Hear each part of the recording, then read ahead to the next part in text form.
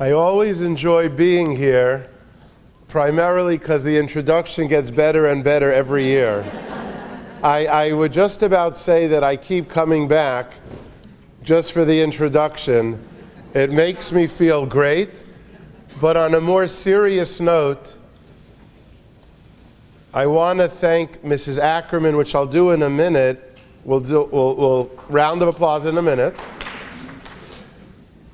But when the introduction includes a mention about my father's Atzal, as you see, I'm not supposed to single out my sister, so I won't. When an introduction includes my father's Atzal, it's very, very meaningful to me.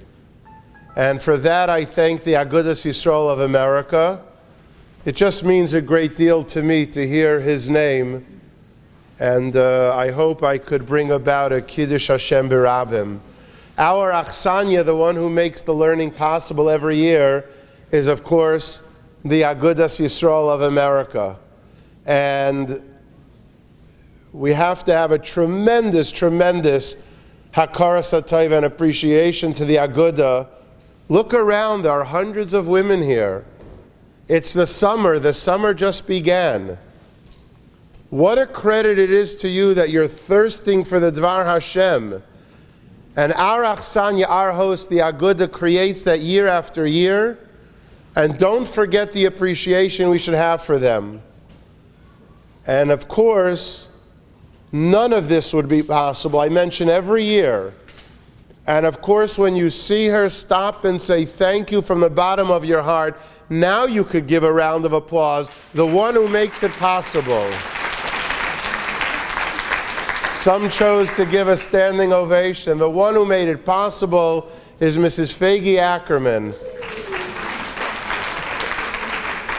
Hashem should give you the koyach and the gesund to continue your avodas hakodesh. You bring people together in such a beautiful way, a meaningful way, an enjoyable way. It's to your credit, the credit of the Aguda, and to each and every one of you who are here. I also want to acknowledge a dear friend Shimon Kol Yaakov. I just saw him a moment ago, there in the back, I believe. A tremendous, tremendous chus. Right, I'm looking at you in the back. Tremendous chus to be in your presence. On behalf of all the harbotzas HaTorah that you do, you should continue gesund to hate, gesund to hate.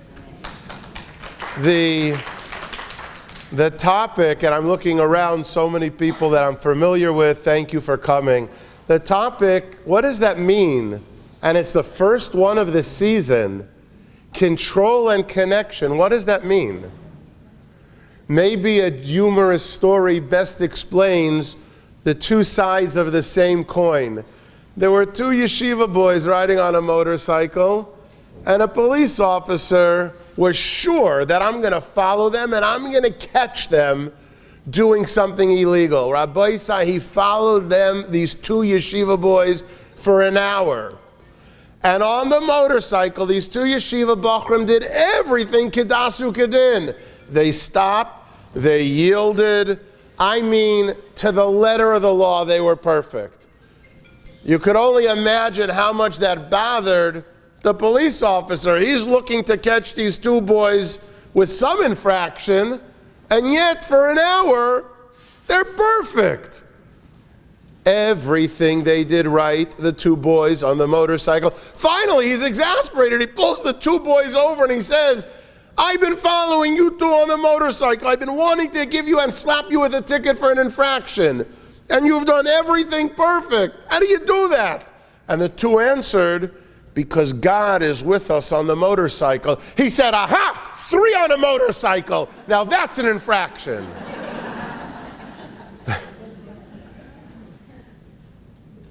In a way, the topic of control and connect is very dear to me. It's about realizing we have 3 on a motorcycle. And there's no time that's more relevant to talk about this than the beginning of the summer. I don't mean to make you uncomfortable. I certainly only want us that as we have the schus to begin a summer together, may it be with total gesund.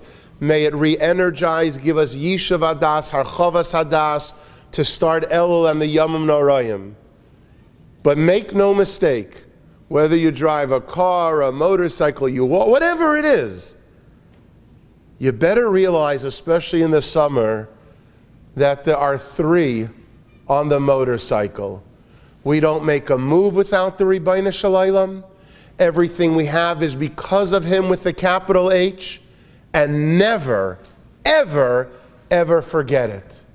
And that brings us to the first half, all about control. Or maybe I should have told Mrs. Ackerman to put in not control, but we're not in control. And realizing that we're not in control is precisely the control that we need. Allow me to explain.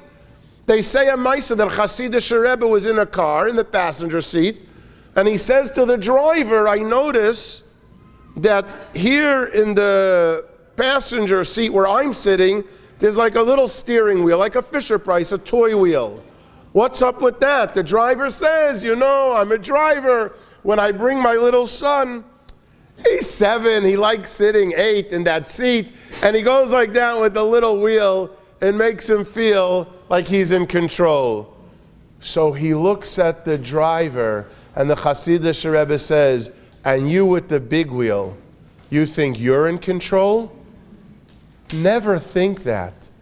Never ever think that. Rabbi say, wherever we are, whatever we do, whenever it is, there are three on the motorcycle. What do you mean? You think, yeah, my kid thinks he's in control, and you're in control? The more we realize that we're not in control, sometimes it means letting go. The more you're in control. My father's Atzal, I remember when I was a little boy on Miami Beach on 41st Street, he saw someone that had a bumper sticker on the back of the car and it bothered him. So my father honked, got the fellow's attention because the bumper sticker said, I'm the pilot and God is my co-pilot. And my father was so bothered. My father said, God is the co-pilot? What? Now I tell you, a month later I was on 41st Street in Miami Beach where I grew up, and I actually saw a bumper sticker that said, God is the pilot and I am the co-pilot. My father had the power to change the bumper sticker industry. I saw it myself. But that's what it means we're not in control. Realize there are three on a motorcycle. Realize big wheel or small wheel, we have to let go. Hashem is the pilot. And sometimes, I'm sorry to say, in the summer, away from our natural home setting, where there's supposed to be fabulous relaxation, that's true. But never let that be mistaken for a looseness of, I'm in control, I'm the pilot. That's just terrible. And nowhere more than I said a few moments ago in the beginning of the summer is it a time to remind ourselves that we are with Hashem when we're on vacation, not on vacation, and He is that's really what emunah is. I mentioned on this past Shabbos, there's no animal from which we learn emunah more than a deer, a tzvi. Now you probably think for the obvious reason, how do you spell tzvi? Tzadi beis yud, what does it stand for? Tzadik be'emunah so yichya. A deer teaches us the quintessence of emunah. Also, it should be noted, a fabulous gematria. The gematria of tzvi, tzadi beis yud, is 102. Emunah, aleph mem vav nun hey, is 102. Tzvi is emunah. Emunah is tzvi, 102, 102. Tzadik be'emunah so yichya. But I once saw a different explanation. Why do we learn emunah from a tzvi? Surely you're more familiar with the deer than I am. I'm living in Florida 48 years. We've never seen a deer within 1,000 miles. Here, you can look in the country, magnificent. Did you ever notice, and Chazal speak about it, one of the most incredible traits about a deer, a tzvi, is that before it springs forward and gracefully marches on, it first takes a step back. The deer, you watch, it will first move back a bit like this, and after taking a step back, only then springs forward so graciously. That's emunah, Rabbi Isai. Sometimes what we perceive as a step back is really to spring us forward so gracefully. It's not only the tzaddik b'emunah yichya and the gematria of 102. Of course, that's true. But on a deeper level, how many times has there been a step back, whatever it might have been? And we wonder, and we question, and our emunah, and it's shaky. Learn from the deer that which is the step back springs us forward in a most fabulous and graceful way. That's emunah. That's 3 on a motorcycle. That's Hashem is my pilot. Big wheel, small wheel. I'm not in control. And as we said in the title, the more you realize you're not in control, now that's control. I know there's a story that I shared a few years ago on one of the first opportunities I had, but I'd like to repeat it. It's just such an unreal story. I hesitate to use about a story the word unbelievable. I'm not such a big believer I used to believe, oh, the story's unbelievable, till my wife told me a story that 2 people were in shidduchim, and the shadchan didn't know how to tell the boy and the family. The girl didn't always speak the truth. She told stretched, fabricated white lie. How are you going to say that to the boy and the family? So the shadchan said to the boy and the family, this girl is truly unbelievable. So I'm hesitant to use the word unbelievable. Listen to a fabulous, fabulous Maisa. What do you get when you put together 3 on a motorcycle, the big wheel, small wheel, I'm not in control, letting go, tzvi, tzaddik b'emunah yichya, Hashem is the pilot, the step back springs us forward. What do you get? You get the story with Lily Rosenblatt, and I said it here a few years ago, allow me to repeat it. In Hollywood, Florida, lives a wonderful couple, Dr. Joe and Lily Rosenblatt.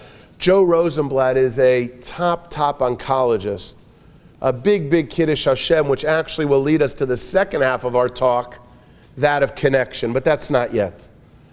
Wonderful, and as I've said, Dr. Rosenblatt, Joe Rosenblatt, top oncologist in the country, they should live and be well. One day, a few years ago, I've heard this from Lily Rosenblatt probably 100, if not more times, and I get the chills every time I hear it and I say it. That's why I like hearing the story.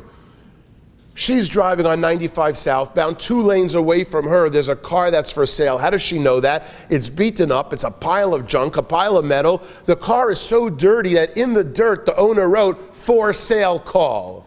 She picks up their phone, driving 2 lanes away, and she calls the number.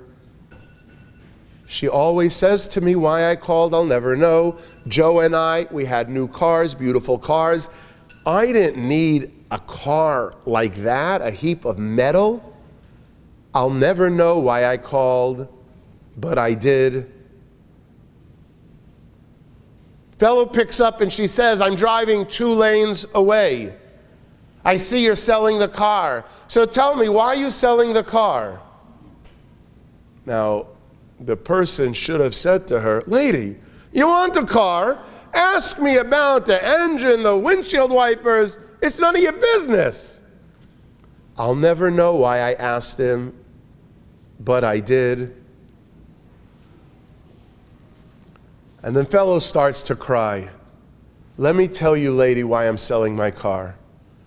My young wife and I, we got married a few years ago. Wonderful life. We were dreaming in color. We lived in South America. We just moved to South Florida, and upon moving here, unfortunately, my young wife was diagnosed with a terrible illness. And we were told, we don't have any insurance, we don't have any coverage. Every doctor we go to tells us the same thing.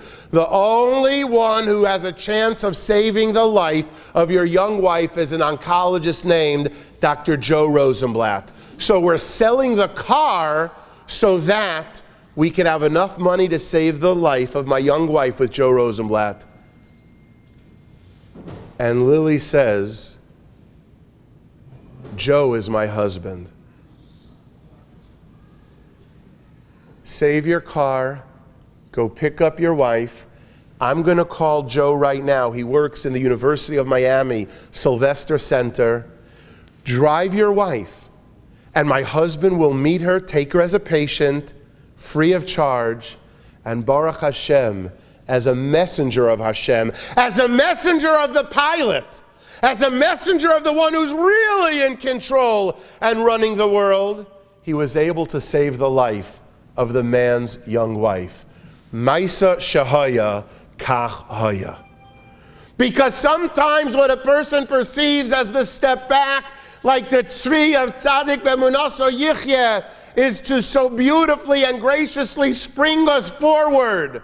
That's emunah, that's realizing wherever we are, whatever we do, with whomever. There are 3 on the motorcycle. I want the women to know I'm talking to myself. I must remind myself of this again and again. And I beg you, please realize that we're not in control. All we have is the emunah and turning to Hashem. You know, Klal Yisrael is so often compared to fish. Many reasons why we're compared to fish. One beautiful reason I saw in the Sefer Darash Mordechai from Reb Mordechai Druk Zatzal, a fabulous reason. Maybe if one isn't so familiar with fishing, however, imagine this hand, imagine you have a large fish, and you cut it open, you'll find inside it swallowed a smaller fish.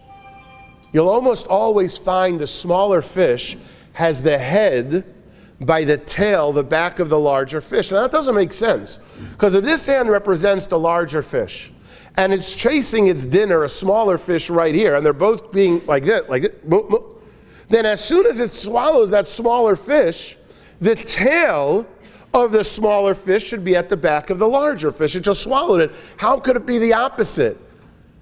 And the explanation Chazal so beautifully tell us is, you see, that larger fish is chasing what it thinks is its future meal.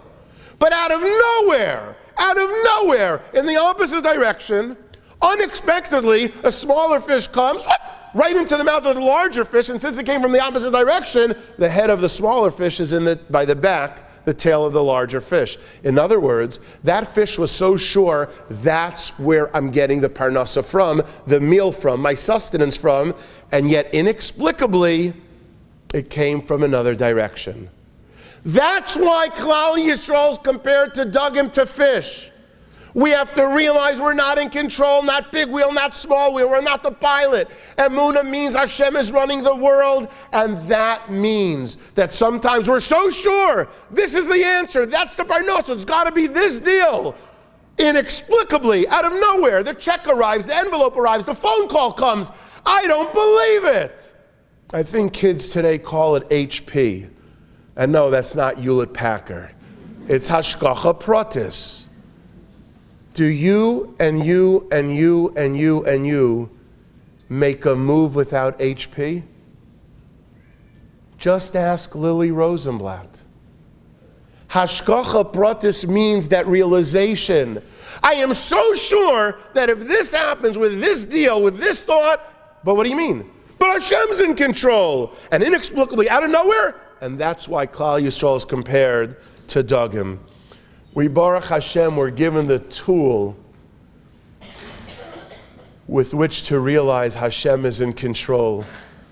I don't have to tell the women, I'll remind myself, there is no tool that we have more powerful than prayer.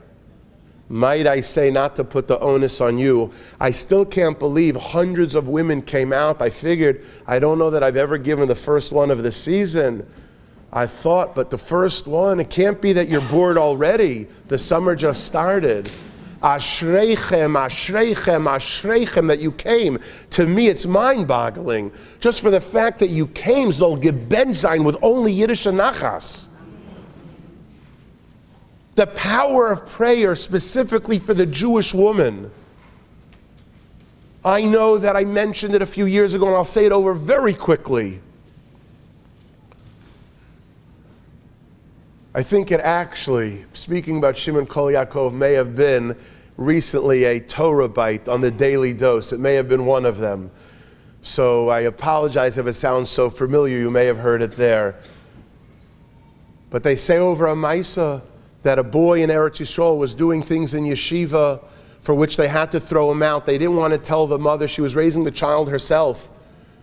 They did their homework, crossed their T's, dotted their I's. There was nothing but nothing she could do.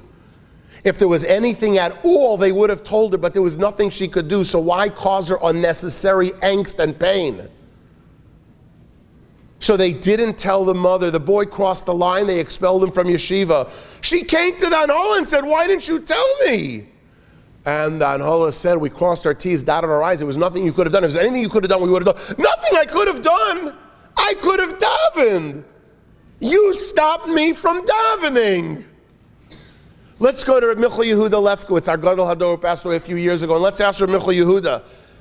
And she sat on one side, that little room like the Kodesh HaKadoshim and Bnei Brak. The Anhola was on the other side. They each presented their case. Reb Michal Yehuda turned to the Anhola and said, she's right. You can't stop a Jewish mother from davening. The tears, the tefillah, the choked up emotion. And he paskin the boy had to be let back into yeshiva. Don't stop a Jewish mother from davening.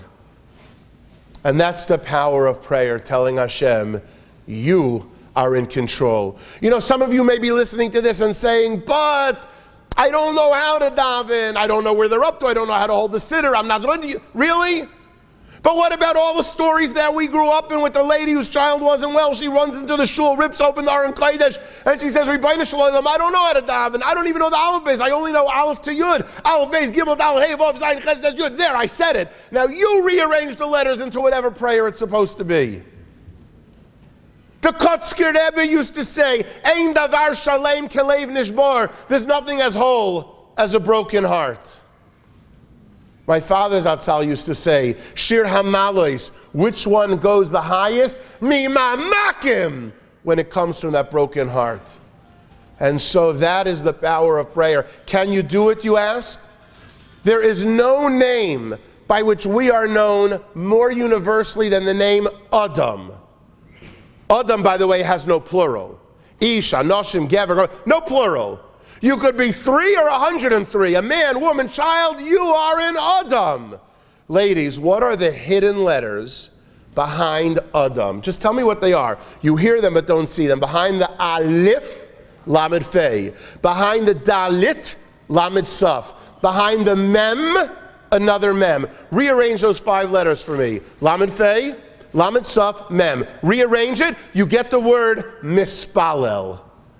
The hidden essence of the Adam is to be a mispalel. You think you don't know how, you don't know how to say the words, the prayer. Your essence, our DNA, deep in our neshama. I just showed you the hidden letters of Adam is mispalel.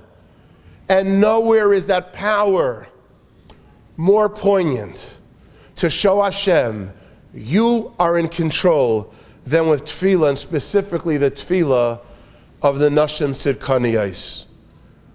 Allow me to conclude the part of control before connecting with a beautiful story I saw in a number of Svarim. There was a woman in Eretz Yisrael, a woman from France in her 40s who was not yet blessed to find her zivug. Someone said to her, why don't you go to Rabbi Yisachar Meir, the great Rosh Hashiva in Eretz Yisrael, and ask him for a bracha? The communication was difficult. She doesn't speak Hebrew, but the one who cleaned the home, the help in the home of Rabbi Yisachar Meir, spoke French. So she was the go-between between Rabbi Yisachar Meir and the woman in her 40s who wasn't yet blessed to find her zivug. He gives a bracha and he tells the lady, of course through the cleaning help, tell her, and it's all being done for the 2 women in French, for 30 days, say kapitel, I don't remember the 4, so I'll make them up. No, this is me talking now, I don't remember the 4, but it was 4 kapitel. Kapitel ches, kapitel nun, kapitel pei beis, kapitel kuf beis. Say those 4 kapitel, ches, and nun beis, and nun, and pei beis, and kuf beis. 30 days. On day 30, she comes back. Joy that is beyond. And she says to the cleaning help, please get to Rosh Hashiva, it's 30 days, I got engaged today. He's not feeling well. Please, please, please, get him. I think they got to Rosh Hashiva, they made a beautiful l'chaim. On day 30, 4 kapitel, she said, she got engaged. So you would think the power of prayer. When the Rosh Hashiva goes back, the cleaning help says to the lady, the Kala in her 40s who just got engaged, can I ask you something? I know you don't speak Hebrew, that's why I'm doing the interpreting. Do you read Hebrew? No, no clue. If you don't read Hebrew, and there was no French translation of the Tehillim, how did you say the 4 kapitel for 30 days? You don't read Hebrew. What? I did exactly what the rabbi told me. Every night, I took the Tehillim, I held it up against me like this, and I said, kapitel ches, kapitel nun, kapitel pei beis, kapitel kuf beis, I want a zivug. That's what the rabbi said to do, and I did it every night. Meiser shahaya kachaya. Now go tell the lady, hey, what the rabbi meant was actually say the words of the chapter, but it's irrelevant. Because if one has the emunah, if one realizes big wheel or small wheel, Hashem is the pilot. I've got to let go. He's in control. My essence is to be a mispalel. Then you know what? She was right. She held it Tehillim up against her and she said, chapter 8, 50, 82, 102, and on day 30. Now that's what it means to be in control. As we said when we started, the more we realize that we are not in control, now that's control with a capital C. And that leads us to the second part of our talk, to connect. Perhaps the best way to introduce what I meant by connect, how does one connect with Hashem? Now that we determined what control means, what's the next level? I'd like to share with you a vort that I say over from the Orach Chaim HaKadosh. My mother, she should live and be well, has told me many times that it's her favorite vort of all. Did you ever wonder, Moshe Rabbeinu is approaching the sneh, the burning bush, and Hashem says to him, when he enters, take off your shoes. And on sacred soil, you cannot wear shoes. Part of the reason why the Kohanim will remove the shoes when they do the duchen. The Chaim HaKadosh asks a question that should bother all of us. What? Why is it that the Ribbono Shel Olam waited until Moshe Rabbeinu entered the sneh, the burning bush, entered the Admas Kodesh, and then said, stop! Take off your shoes, because that makom is Admas Kodesh. And on sacred soil, you cannot wear shoes. Why asks our Chaim HaKadosh, didn't the Ribbono Shel Olam tell Moshe Rabbeinu before he entered the sacred soil, stop before you get there and take off your shoes now? Why wait until he entered and then tell him take off the shoes? Why not tell him don't enter in the first place with shoes? And the way I understood the answer of the Orach Chaim HaKadosh is so beautiful. Perhaps that area was not Admas Kodesh, it wasn't sacred and holy soil. Maybe it was not. But when Moshe Rabbeinu got there and had such a desire, such a she'ifa, such a tzimaon, an unquenchable thirst to get close to Hashem, to do the will of Hashem, to make a Kiddush Hashem Berabim, he created Admas Kodesh. He made it into Admas Kodesh. Now that it became sacred soil, now stop and take off your shoes. Now that's a pshat to live by. It was not Admas Kodesh. But because he wanted to get close to realize and to connect with Hashem, a Kiddush Hashem Berabim. He created Admas Kodesh, and now that it's sacred, now take off your shoes. Wherever we are, whenever it is, we better make sure we create Admas Kodesh. You could be in the mountains, you can be in Guadalajara, you could be in Miami or Joburg, you could be in Australia or Los Angeles. Don't you dare take a step without creating Admas Kodesh. For a lot of reasons, but perhaps the most notable is the world is watching. And they are chomping at the bit. They are scrutinizing to go ahead and find something that a Jew or a group did incorrect or unacceptable, Chalil Rahman al-Islam, and then spread it with the just word of mouth, push of a button, Nebuch. It's our obligation to bend over backwards, don't take a step, a move. Specifically, a person in the summer has a chance to enjoy more. Enjoy, but create Admas Kodesh. Let it be that somebody points and says, now that's a Yid. How dare anybody, wherever they are, do anything to create a Chil Hashem, to give a Pischon Peh to somebody to be able to talk or to write and say, that's what they do? And you've all heard the same examples, but they're true. If a place says that you're not supposed, please, I don't mean anything specific, and I certainly don't mean anyone specifically. But if it says there's a particular area not to park in, whether it's handicap or a double parking, no one has a right to do that. If a person's checking out and the items are 10 items or less, no, you cannot bring 4,000 items and say, well, it's food and drink, that's only 2. There are so many ways, Chalila. A person travels on an airplane, everybody, you're always being scrutinized. I beg you, I beg you, I beg you, people are watching. The way we are on an airplane, the way we are on vacation, the way we are in a supermarket, the way we are when we walk. How dare any one of us not create Admas Kodesh? And if ever I need a reminder that they're watching, my father passed away 22 years ago.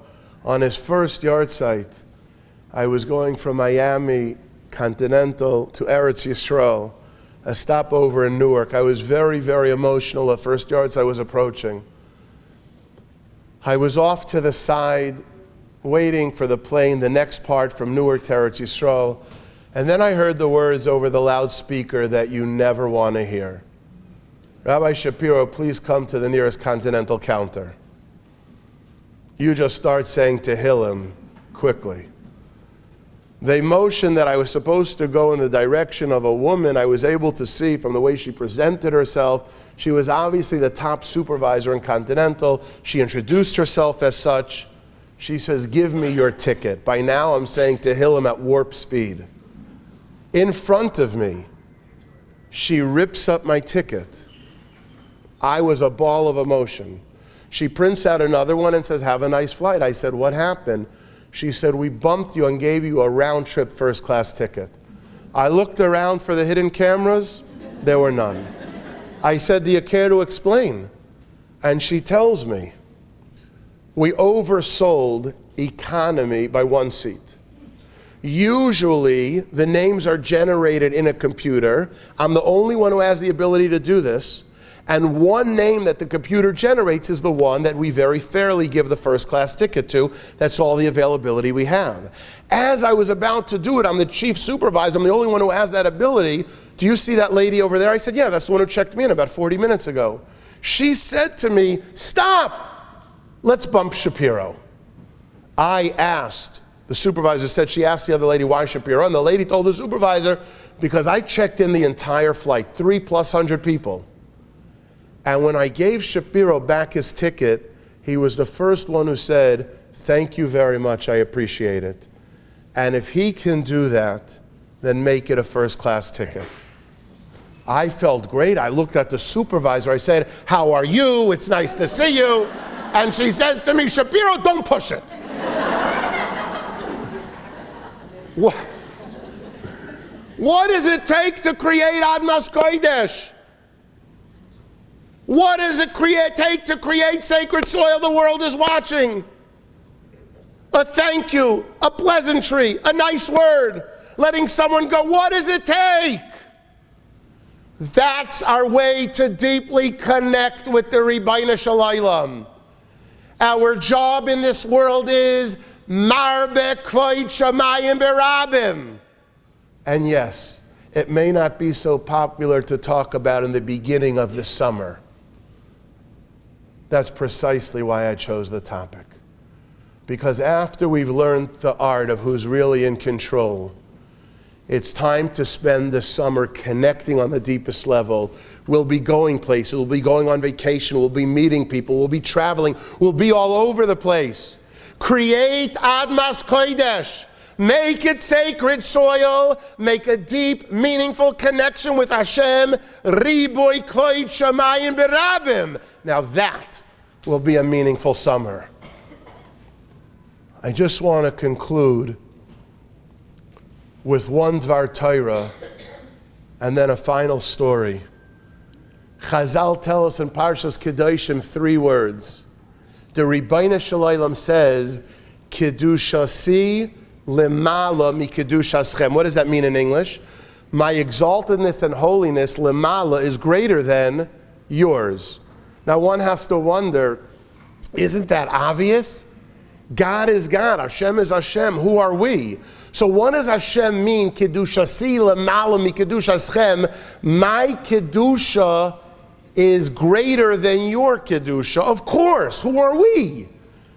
The Svarim HaKadoshim tell us you put the comma in the wrong place. You should accentuate it by putting the comma, open up your hearts to this, after word number 2. What Hashem is saying is, after word number 2, put the pause. Kedushasi lemala. My kedusha upstairs, lemala and shamayim, mi kedushaschem, stems from, is a direct result of your kedusha. Now that's a pshat. Let's leave here today once again thanking Mrs. Ackerman, thanking Shimon Kol Yaakov, thanking the Agudas Yisrael of America, and doing whatever we can to know who's in control and to connect. And remember, before we end with the story, Kedushasi lemala, the exaltedness that we create in Shamayim, mi kedushaschem, stems from, is directly impacted by my behavior and your behavior. So we people better make it good. There's a beautiful story I read. Decades ago, there was a yeshiva bacher who was in a taxi in Eretz Yisrael. He was in the back seat, very deep in thought and learning, and when he got out, unfortunately, he didn't remember he was in a taxi. He thought he had just gotten a ride with someone, and so he thanked the person, got out, and he didn't pay. Now the driver of the taxi, totally irreligious, non-dati, but he realized the yeshiva bacher, we're starting with the yeshiva bacher on a motorcycle and ending with the yeshiva bacher on a taxi. So all I know is you'll leave here today. What did Shapiro speak about? He spoke about ways of transportation. So the totally irreligious non-dati driver realized it was legitimate. He drove on. The yeshiva bacher, once the door closed, realized that wasn't a ride from a friend. I was in a taxi. It was an innocent mistake. He runs after the taxi. But the light that was green turned red. He literally, for a number of lights and many minutes, chased and chased and chased and chased, till finally he caught up with the taxi. The non-religious driver knocks on the windows rolled down, and he says, I have to pay you. And he looks at the yeshiva bacher and incredulously says, Ma, ad po? You ran till here? He says, yes, I didn't pay. It was an innocent mistake. That's Admas Kodesh. That's Admas Kodesh. Let's fast forward about 40 years. A few years ago, the yeshiva boy is now a man in his 50s. He's walking in Yerushalayim, the one who's in his 50s, who was the yeshiva bacher. He sees a sign about his favorite topic, Kiddush Hashem. He sees it's being given by a Rav. He goes to the lecture. It's fabulous. Afterwards, the man in his 50s, who was the yeshiva bacher, goes over to this very beautiful looking Rav with a beautiful hajjaspanim and says, I loved your speech about Kiddush Hashem, is my favorite topic, but one thing I got to tell you, you said that someone who does a genuine Kiddush Hashem will always see the peiros, the fruits of his labor. I got to tell you that if I did, and he recounted to the Rav what he did 40 years earlier. I was the yeshiva bacher and I chased him when I was a taxi. I made a Kiddush Hashem. Where are my peiros? And the Rav looks at the man and says, Bubala, Ani hanahag. I am that driver. Ani hanahag. I was that driver. I wasn't religious, but I was so impressed by your Admas Kodesh, by your Kiddush Hashem, by your connecting with Hashem, that I looked into a meaningful life. Ani hanahag. I am your peiros, the fruits of your labor. May it be the will of the Ribbono Shel Olam that together we have the Gesunte summer, a meaningful and inspiring summer, only filled with Yiddish and Nachas, but a summer of control and connection. The Ribbono Shel Olam is in control, and our job is to connect with him. May we merit a Gesunte summer with only Yiddish and Nachas.